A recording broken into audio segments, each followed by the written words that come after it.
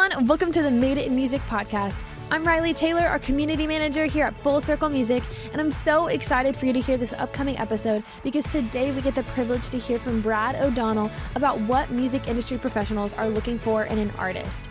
He's the co-president of Capital Christian Music Group, and his ambitious vision has helped him excel in a wide variety of roles from A&R to marketing and promotion. This was recorded at our 2023 Music Makers Bootcamp here in Nashville, Tennessee. This is an immersive experience where you get to learn directly from music industry professionals and connect with other high-level music makers. If you want more information about our upcoming Music Makers Bootcamp, head to musicmakersbootcamp.com. For now, let's dive into the episode. Hi, Brad. My name is Jennifer Burrows. I have a question for someone that's fairly new I'm trying to get into the industry. And of course, I'm like a fine wine, let's say. I'm well-aged. As at the executive level, can you explain if you've ever really met someone that's new to the industry it's over the age of 20? How does that work out? It is. I mean, I'll be honest with you. It tends to be happen less often, and I think the reason is because all the things we talked about. Finding an audience. Most of us, as forgetting about the industry for a minute, just being music fans. Most of us, what happens is this is what all the research says. When you're in your teens and early 20s, you kind of find your artist that you love. That's when you're exploring. You're listening to everything that's new that's coming out. Then, you get later in life, you get a job, you start a family, and so you're not as likely to kind of discover new music. And so the fans who are often consuming most of the music online tend to be people in that 12 to, let's say, 30, 35 range. And so it does happen, and it can happen one of two ways. One is somebody who just appeals to that fan base. It's like they're not trying to. They just naturally and organically make music that fan base likes.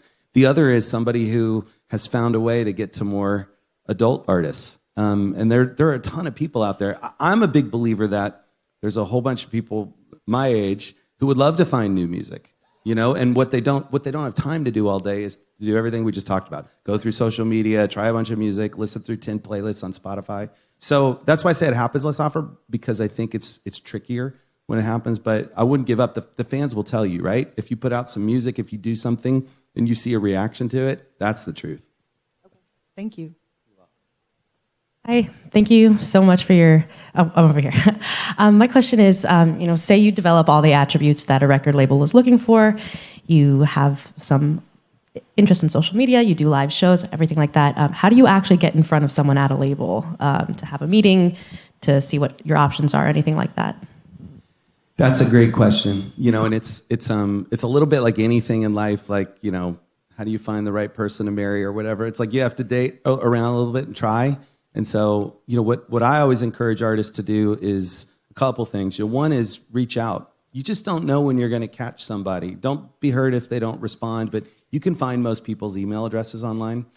I don't have time to respond to all of them, but I'll respond twice a year to a LinkedIn message I got that just seemed really nice. It was well written. It was thoughtful. It didn't ask a lot of me. I'll respond to an email that somebody said, hey, I'd love it if you'd listen to one song and see what you thought. 90% of the time I can't. It's just there's too many other things going on. I think most people are like that. But that's part of it is you have to put a lot of lines in the water to find the one. The other piece is the kind of bloom where you're planted thing. Like you find, who do I know in the music business? I was talking before about all the stuff that Aaron and I got wrong when we moved to town. One of the things I think we got right is I did what I called agenda-free meetings. I mean, if somebody knew somebody in the music business, I would say, can I take you to coffee for 30 minutes? And I'd ask them a question. And usually what would happen is by the end of it, they'd go, I know so-and-so. Would you want to meet them? And they'd copy me on an email and I'd meet so-and-so. And it didn't feel like a lot was happening for a while. But after a couple years, I looked up and we had a network. This person led to this person, led to this person, led to this person. And so to answer your question, like how does somebody like me or somebody at our company hear your music? It's usually what it is. I mean, if I think about every artist on our roster and you said, how did you hear about so-and-so? I'd say, I think it was like this manager got forwarded something by his cousin and he thought I would like it, so he sent it to me. But you have to have so many lines in the water to find that one. I was going to ask, can you speak to the barrier of location? There's so many different music hotspots, and it's, I kind of hear you have to move to Nashville or move to LA, or move to Minneapolis, wherever it is, to make it, because of those connections, grabbing coffee with somebody is hard to do over Zoom. And so can you speak to that challenge a little bit from somebody who's not coming from one of those hot spots? Is the only answer move to a hotspot, or is there a way for us to do it in a non-musical hotspot? That's a great question. The short answer is no, I don't think you have to. I'm thinking through the people that we signed. Here's what's interesting. Almost none of them were already living in Nashville, but all of them moved here afterwards. So if your question was, can you have a successful career once you're signed outside of Nashville? I think that's tougher because so much of the business and your team and who you want to interact with every day is here.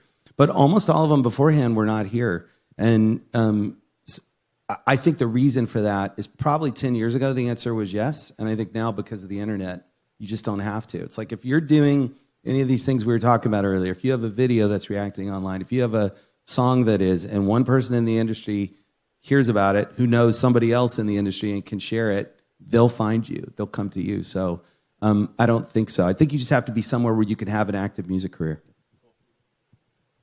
Hey, Brad, I'd love to get your hot take on AI in music creation and, where music is going. Oh my gosh, that's such a good question. Is everybody familiar with ChatGPT and kind of what's happening in AI? I mean, because this is happening like literally right before our eyes, right? The technology is brand new, but people are writing songs and lyrics. My hot take, which, I hope this isn't being recorded so I can deny I said it later if it's wrong, is that for now I'm on the optimistic side. And my reason is because this is like crazy analogy, but I'm old enough. I remember when drum machines were invented. All the drummers that I knew were like, will never work again. The drum machine can do what the drummer did. It's like it's perfect time, always sounds the same. You don't have to have mics set up. And the truth was that the drum machine can do, listen how much drum machine there is on the radio, right? It's like it can do a lot of what a human does better. But what it made was the human part more valuable. So a drummer that has feel, that can push and pull a little bit, those drummers became more valuable. If what you were trying to do was play perfectly and play the same way every time, you became way less valuable. And so that's my sense, is that what's going to happen. And I think much like when machines came into music in the 80s and 90s, it's going to take some time to adjust. We're going to have to figure out, what do the machines do well that we need to let them do because they do it better than people? And that's okay anyways, because that's not very human. And what are the things that human beings, there's a soul piece to it that can't be replaced. So anyways, we'll listen back in 5 years, see if I was right or not. But for now, I'm optimistic. My name is Jordan. Thank you so much for speaking here. I wanted to ask you, how would an independent artist know that they're ready to be in front of an industry professional? Or, there's a lot of learning to do, but like maybe that stage that they're in where, maybe they should start meeting people and making meetings. That's a great question, because on the one hand, you would say what I said earlier, which is about when you've got some measurables. Like, I have this song and it's reacting. I got put in this huge playlist at Spotify. I had this video. It's over 100,000 views now. My Instagram followers just crossed 50,000. That would be the correct answer. But what I would say is it's never too early to start a relationship. Most people in the industry they like to share their knowledge and help. So let's say you're not there yet. None of those things have happened. I think if they know that you know that, if you say, look, I know it's early days for me, but I'm really ambitious. I really believe this is what I'm supposed to be doing with my life. I just wanted to send you a song. And is it okay if every 6 months I check in with you and I let you know what's happening with me?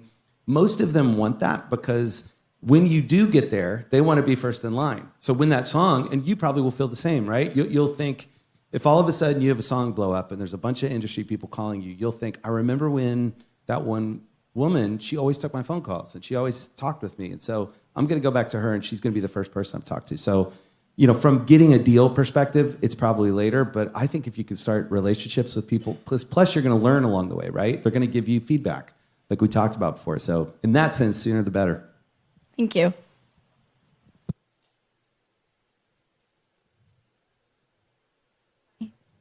I wanted to find out the band and or song that turned you back to the Lord. That's a great question. Probably nobody has heard. Has anybody heard of Charlie Peacock by chance?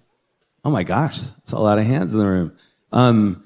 It was Charlie's first solo record. It was called The Secret of Time. Yeah, it made a huge impact on me. Hi, my name's Chase. I am doing like the rock music one-man band thing. I'm 3 albums in, and the further I do it, it's like the more uncomfortable I get with the financial aspects of it and trying to get money from it. Like, I love playing for free and giving my CD away for free, and the social media aspect can feel very soul-sucking. So when you say like artists should ask themselves, do I actually want to be a big artist? That like lands pretty heavily on me because it's like I think the answer is no. Like I love the idea of being a local artist, having a community here, not needing to tour or wanting to tour.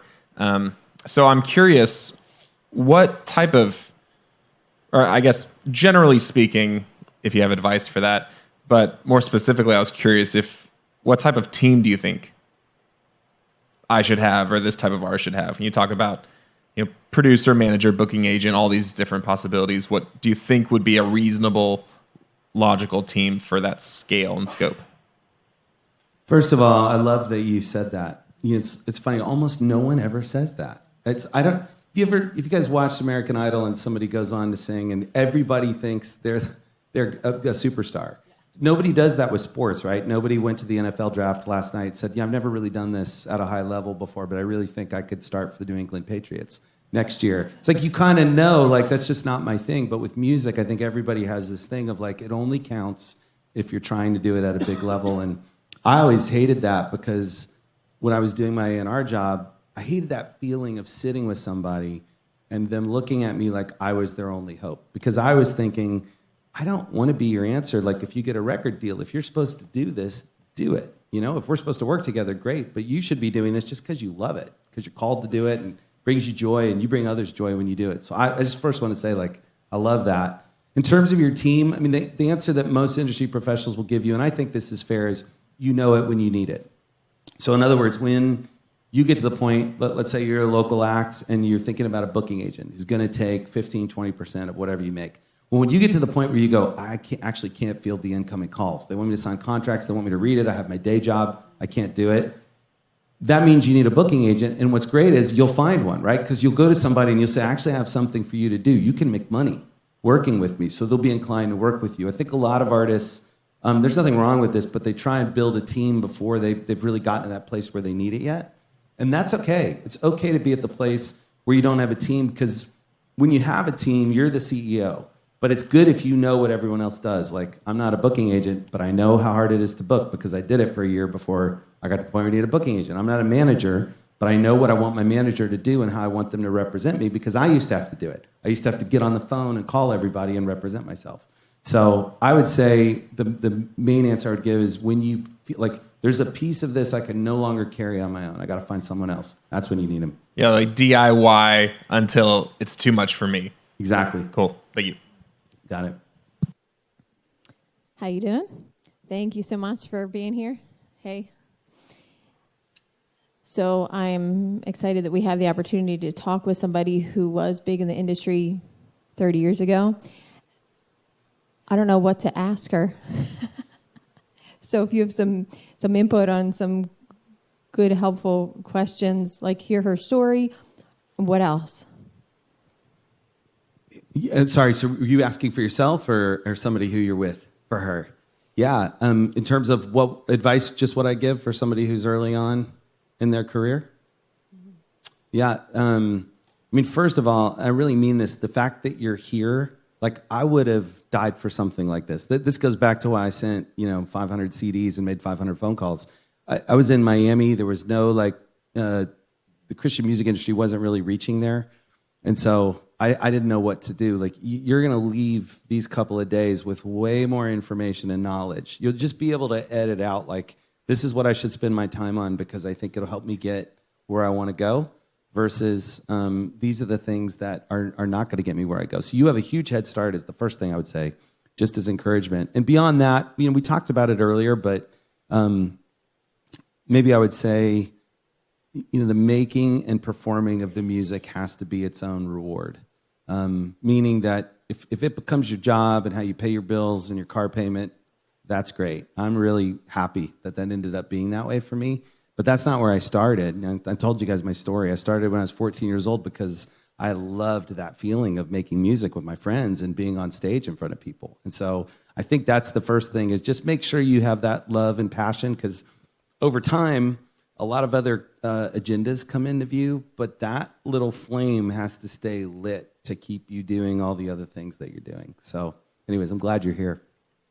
So if I can clarify, because I don't know if I communicated exactly what my question, that we have a chance to sit down with somebody or over the phone to talk with somebody, and she doesn't know that we're doing this. I knew her before I was friends with her before I knew that she was big, and then found out that she had been in the industry and was like, oh wow, that's cool. And so I don't want to communicate.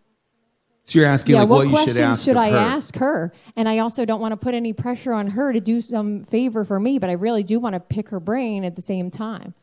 You know what? I think what I found with people is if you make it easy for them, most people are really generous with their time and money. So if you say, I don't know if you live in the same city, it would be a phone call, you don't? So if you just say, hey, when you have 20 minutes, if I could just pick your brain, that would mean a lot. You let me know when it works for you. Most people will do that for you. I think when people are like, can I come in and play you 10 songs and I need you to clear your Tuesday morning, that's when they start ghosting you. They don't return your phone calls or texts. So I think if anytime anybody's ever done that for me, I've always been happy to do it. And I bet your friend would be as well. So I would just make it easy for them. If you're playing music, because you might want to, right? You want to get their sense of how good they think the music is and any feedback they have on how to make it better. I'd pick your 1 or 2 best songs. That's another mistake, just candidly, I see artists make a lot. They want to play, well, how can they know what I do if I don't play them 6 or 7 songs? And part of, I'm not saying music professionals know everything, because they don't, but they've listened to a lot of music. So if you pick your 2 best songs, they'll have a sense of, this is the part I like about what your voice is great, or your songwriting is really good. This is the part that needs work. And they'll be able to tell you that. Thank you. Hi. Hi. My name is Debbie, and I'm from California. I'm a worship leader there, and I've asked this question at every songwriters conference I've ever been at. And actually, Jericho yesterday gave me a little bit of good advice, but I'm curious for your answer. For worship writing, is there any kind of an avenue for getting worship songs out of our church and into other churches? Besides CCLI, I'm not on the top 40 or whatever, and local networking, is there any kind of an avenue for either submitting worship songs or getting those out beyond the 4 walls of our church? I mean, there's probably a lot of ways, and they probably all work to varying degrees. For me, I would say what I've seen be the most effective is leading it outside of your church. That people the worship leaders that I'm around, they have antenna like crazy, because they want a great song that's going to connect at the next time they're leading. So, I'll give you one example. The song Good, Good Father. So Chris Tomlin, who I work with, cut it. There was a guy named Pat Barrett, who's also on our roster, wrote it. He's part of the group House Fires at the time. But he was leading it. Someone else heard it. I don't know her name. She was a female worship leader. She was at a conference. Chris's wife, Lauren, was at the conference. So she comes home and says, you've got to hear this song. We sang it all weekend, and it was like it changed the room every time it was led. So anyways, that's kind of how we found Good, Good Father and how we started working with Pat. But I know that's kind of a big example, but from what I know of worship leaders, that happens all the time. They just are looking and listening. And so if you're leading at your church, there's a bunch of people. There's probably a few worship leaders there. Someone might lead it somewhere else. If you get asked to lead at a women's conference or another event, someone else, you lead it there. Now there's another group of people, and someone might hear it there. That's what I would do. Right here. You said you worked with NF. That's right. He has a little bit of an unorthodox method of how he does things. Can you kind of explain that a little bit? It's funny. He was who I was thinking of when I was talking about vision and artists who say no all the time. He gets, with our parent company, Universal and Capitol, I know they get frustrated at times, but it's one of the things I think those of us that work closely with him love about him is he has a really deep sense of who he is and what works for him. And he's just very, I would say, courageous. Because it takes a lot of guts. Most of us who are creatives are people pleasers. So when you got somebody who's more experienced than you and they've had success and you haven't yet, and they say, you know, it would really make you successful if you recorded this song or if you worked with this producer, whatever, go on this tour. And you look at it and you think, I don't like that song, or that producer's fine, but that doesn't sound like anything what I do. The music they make doesn't sound like what I love and what I want to do. And so most artists, I think, feel like the experts are telling me I need to do this, so I'm going to do it. And he's a great example of he doesn't do that. You know, he will. But what's funny is the first thing, one of the things I said earlier on about being a listener and a learner. He is a listener and a learner. He's listening. He's just saying no a lot. He's just got that grid where he knows. Give me an idea. Okay, great. I'll do it. That actually fits for me. Give me another idea. That one doesn't work. I won't do it. So I think he's a good example of a couple of these things. Hello, thank you for your presentation. My question is, as an independent artist, writing and then recording and releasing songs, and then I want to go to that level, to the next level where the production is better, the quality is, it's better. Then the budget also is bigger. How do you navigate the financial part of, having a producer who can create good music, but at the same time you can afford? I actually wanted to do an album this year, had 10 songs, but when he told me the price, I ended up settling for 6 because I couldn't afford. So how do you, balance that? That's a great question. It's very practical, right? It's like, if I were an independent artist and I thought, I'm making good sounding music, but it doesn't sound as great as I want. Again, the great thing about the internet is you have access to people all over the world now. So the first thing I would do is go find independent records. I thought, well, that's a great sounding record. I wish my record sounded like that. And I would find out who worked on it, and I would reach out to them. And probably what you're going to find is some of what you found with your friend, like, whoops, even though that's independent, it's still out of my budget. It's really expensive. But if you call enough people, you can find someone because what you're trying to find is a producer who's like you. Like, I'm early in my career. I can't charge a bunch of money yet. I want to someday. I'd like to support my life doing this. But for now, I can't charge that much just because I'm trying to build my resume. Every producer I know, that's what they did. They started by making independent records, and then they slowly got to the point where they could charge a little more for independent records, and slowly a little more. And then all of a sudden, labels noticed and said, would you work for me? So it just may take some digging and some research. The other thing I would say is think about, the one way streaming has really changed music is, it doesn't have to be a full record anymore. So if your budget is, I'd really like to make an independent record for $10,000, $15,000. And you can't find anybody whose music you really like that will only charge you that much. Maybe you make a 4-song EP for $10,000. And if it's really good, you can still stream enough that over time, financially, it'll work out for you. In a room like this, there's so much young talent. What advice would you have for watching out for scams or bad deals? Because everyone is so hungry to learn, right? And there's always someone who can take advantage of that. So in your experience, what are those things that we should be watching out for? Amazing question. I mean, what's funny is we all know the answer to it, right? Like, anything you're doing in life, what should you do? Get a second opinion, get a third opinion before you do it. And what do most of us do, me included? Not. I just got excited. This person's interested in my music. They're exciting. And so I moved forward, and I won't do it, but I could talk you through 3 or 4 really bad decisions I made. When really it's as simple as so you're about to work with this attorney, do a record with this producer, sign a deal with this manager. Find them, and if they're really good, they'll give them to you. It's like, hey, can I get 3 or 4 references? Would you mind? Obviously, sometimes you can get a little more honest answer if you just do your own research. Hey, I know you worked with so-and-so. I'm looking at working with them too. Can I pick your brain for 10 minutes? It would really mean a lot to me. And they're not all going to respond yes, but they will. But great question.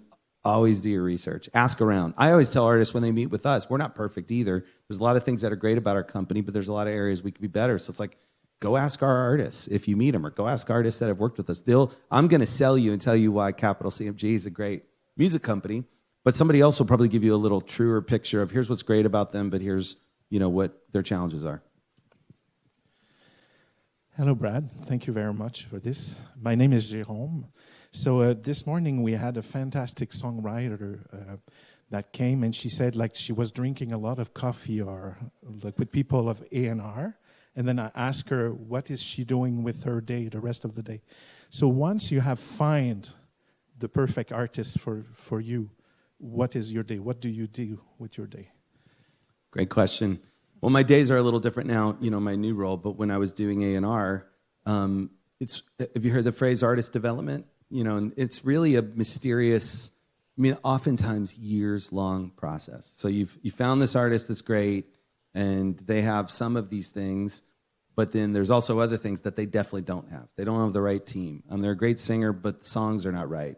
Visually, they're way off. Everybody who sees it goes, man, that's not what I thought it was going to sound like when I saw her photo. So you have to get all of that right, because I don't know if you ever heard the phrase, you only get one chance at a first impression. I think there's something to that, that doesn't mean you shouldn't be releasing independent music all the time, but there's something about when you're going to be rolled out to the industry all at once, spotlight turned on, megaphone, the billboards, everything I talked about before, you want to be ready for that moment. And so it's all those things. It's getting the music ready. It's, I actually love that part of the process because it's mysterious. It's like, how do you know who the right producer is? Well, you probably have to try 3 or 4 different producers. How do you know who the songwriter, who they're going to have the best chemistry with and going to write the really special songs? They probably have to write with 4 or 5 different songwriters to find that. So you have to just start experimenting and creating, and then you see what sticks. Hi, thank you so much. I have a lot of friends that love NF, and I was just wondering if you could tell us any backstory about him and how you work with him and how he works. He's an amazing guy. He was just really a hustler more than anything. Somebody, a manager friend of mine, sent me a few tracks, and I heard him, and I thought they were phenomenal, fantastic. And so, anyways, as I got to know him, I found out he was even a better person and really driven. So we're lucky to have him.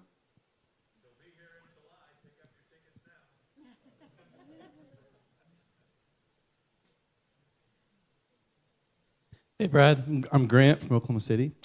I have a question about artists, quote, staying in their lane. You mentioned having a very clear vision. A little bit of context. I have released a collection of singer-songwriter pop kind of stuff. I'm now shifting more into worship specifically. And so I'm kind of trying to navigate, okay, how do I balance those two things where I want to present a very clear and concise, hey, this is who I am as an artist. I still have the singer-songwriter type stuff. It's still out on Spotify. So I'm trying to just navigate how to do that. And I guess part 2 of that would be, should I keep the same like Spotify artist account for both, or should I leave the one and create a new one? Does that make sense? Does. Yeah, and I've seen all those things happen before where sometimes an artist just makes a shift and it's like, the old stuff is different, but it's still me. So they leave it up. Sometimes we'll do this too. We'll work with an artist and they'll go, what I do now is so different. I think it's confusing. When people go to my Spotify page, so I'm going to pull it down. They pull those records down. Sometimes what people do is they keep it up, but they start a new project. They come up with a band name, an artist name, do something different. I think it's really, it's up to you. It kind of depends on how you feel the new music and the old music work together. Because, it's the cooking thing we talked about a minute ago. It's like, how does it all fit together? Does it feel like you? Because I think it's okay if something's eclectic. Haven't you been in some eclectic, whatever, a designed house or something? And sometimes, like, these pieces shouldn't go together, but they feel good together. And then sometimes you're in and you're like, these pieces don't go together. This like doesn't look like any thought was put into this. And so you almost have to approach your page and your aesthetic the same way and have a sense about, does this reflect me or does it need some adjusting? But the good news is now you have that option. You can do it if you want. Thank you. Hi. This is kind of based off of Grant's question. I want to be a producer later on. And so I was wondering what's kind of like the appropriate, like, how do you get or figure out pricing and like, I don't know, like, I'm a people pleaser. And so I guess how do you present yourself in a way like I am professional and I am worth it, but at the same time I want to meet your needs and like I'm learning along the way. Like how do you figure that out, I guess? That's a great question. So you'll, I mean, I guess we all are who are doing this, but you especially will be an entrepreneur, right? You're setting up a business. And so first you're trying to get people to try your product, which is your production. And so what I've seen with producers is, have you ever heard of on spec? Have you ever heard that phrase before? That's like a Nashville term. On spec means for free, but if you use it, you have to pay me for it. So I've seen people do that where they'll say, listen, I charge $500 a track, $1,000 a track. But I'm willing to do one on spec. I'm willing to spend a day with you and kind of see how it feels. And if you don't love it, you're not going to use it, no harm, no foul. Look, I'm not going to finish it so you can put it out, but I'll spend some time so you can see what's possible. And if it feels good, you'll do it. What'll happen is after you get a couple of those and things come online, production, I feel like as much as anything I've ever been around is word of mouth. People start to talk. We were talking about earlier, researching. That record sounds great. Who did that? She did it. It's like, can I get her information? I want to see if she'll work with me. Artists are definitely, I find this, they're watching all the time. Who wrote that song? Who produced that record? And they want to get with those people who are doing something that they feel is great. Hello? Yeah, back to the previous question. Artist name, I'm really right at the beginning, and I wonder if you have a recommendation about maybe having an artist name that makes you maybe look more like a group of people instead of one little person. A recommendation, like, do I think that's better to do it that way? Yeah, basically. Yeah. Oh, that's a great question. You know, what's interesting is like, I like bands a lot and groups of people. You know, there are, as you would imagine, it complicates things, right? There's more opinions for everybody. There's more schedules to align. You got to split the dollar up more ways when there's people doing it. So I think if you can, I think bands are really interesting. What I find is the reason there are less bands is a really practical reason. It's just tougher to be a group of people and do something together than to do something on your own. So I was always in bands, and I always like that feeling of doing something together because I believe in chemistry. You know, there's just like something you can play with. You probably all played music with a certain group of people, and it's like, that was fine. And then you're with a different group of people, and it's like something happened. You know, it was magic. So if I thought I was in a situation that had real chemistry to it, I think it would be worth figuring it out. All right, we have a question here, and then we probably have time for one more before we close up. Hi, how are you? Simple question. I'm an old school musician, and the role or the term producer to me from the 80s and early 90s seems to have changed somewhat.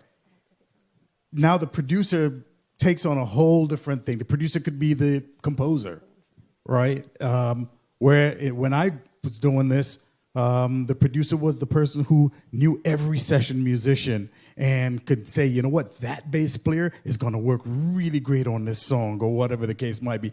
Could you define the modern role of the producer for me? It's a really good point, and I think you're right. Look, that still exists. Like in country music, that still happens. There's a record producer, he hires the band, they cut records live on the floor is what they say. So everybody's playing live and they're doing it. And there's still rock records that are made that way.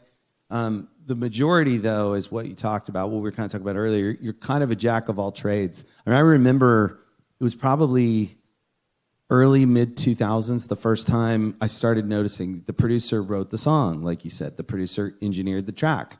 We didn't pay a studio because the producer had a home studio in their bedroom. We didn't pay a mixer because the producer mixed. It was interesting. One of the last things that held on was mastering. If you know what that is, it's the last part of making a record. We have producers now that master. You know, they literally do everything. No one else ever touches it.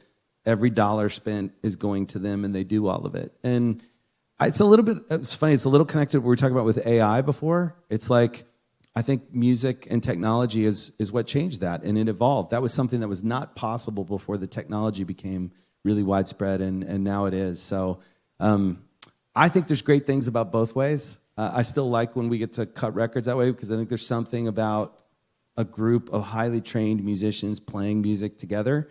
But I also love a lot of records where it's somebody's just a mad scientist in their spare bedroom and making something. It's all great to me. Thank you for being here. My name is Sophia. As a music producer, if I was to put like 5 songs sampled together to be able to give to somebody when the opportunity arises, would it be best to do like 5 different genres to show the different ways that I can produce? Or what do you suggest? You know what? I think to me it would depend on who I'm pitching. So in other words, if it was an artist and I knew their music and I wanted to produce their next record, I'd probably pick things that I would think that they would like. Like I bet they would like this. They'll hear themselves in it. If I was pitching a record company and it's like, how I just want to be somebody that you think of to call when you're hiring a producer, I'd want to show diversity. But I also would listen, but I'd treat the record company kind of the same way. You know, some record companies have a personality, like this record company works mostly with singer-songwriters. Well, then I might show them things that they would hire. So I think it probably it's good to have a lot of options, and then I would tailor it to whoever I was sending it to. All right. Do you have any last words for us? No, you guys were great. Thank you so much for your time and attention and energy. Yes, let's all give it up for Brad, too. Thanks for listening to part 2 of this episode of the Made It in Music podcast. Head to musicmakersbootcamp.com to learn more about our upcoming Music Makers Bootcamp and check out madeitinmusic.com for more content and episodes from this podcast. See you in the next episode.